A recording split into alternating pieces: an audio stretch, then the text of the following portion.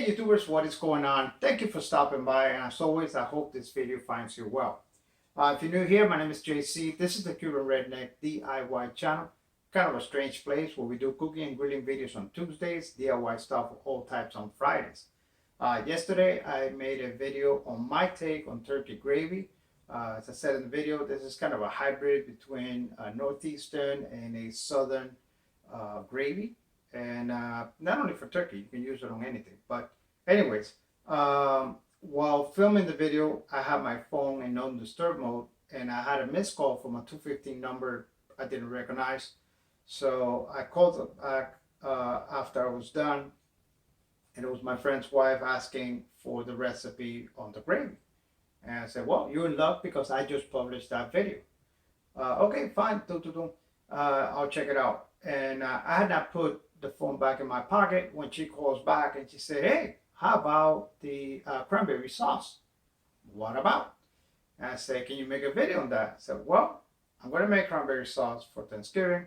Might as well record it as well. Check this out.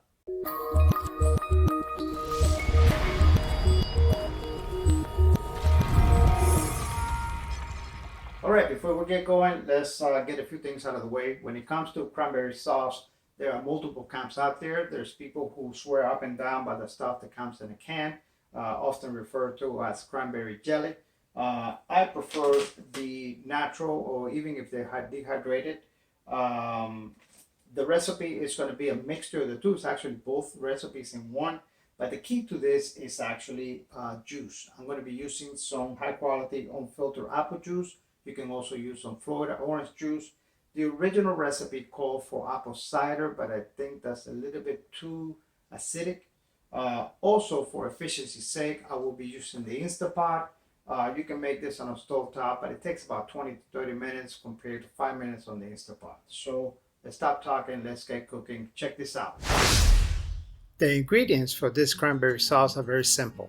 6 ounces of dried cranberries. You can also use fresh cranberries, but make sure you double the quantity. A 1/4 cup of brown sugar, a 1/4 cup of red wine. A Merlot is ideal, but anything that is not too sweet will do. A 1/2 cup of unfiltered apple juice. Some high quality Florida orange juice will also work, and 1 tablespoon of cornstarch. Mix all the ingredients except the cornstarch into the Instapot bowl. Add the cornstarch to a small dish. Add a tablespoon of apple juice or water.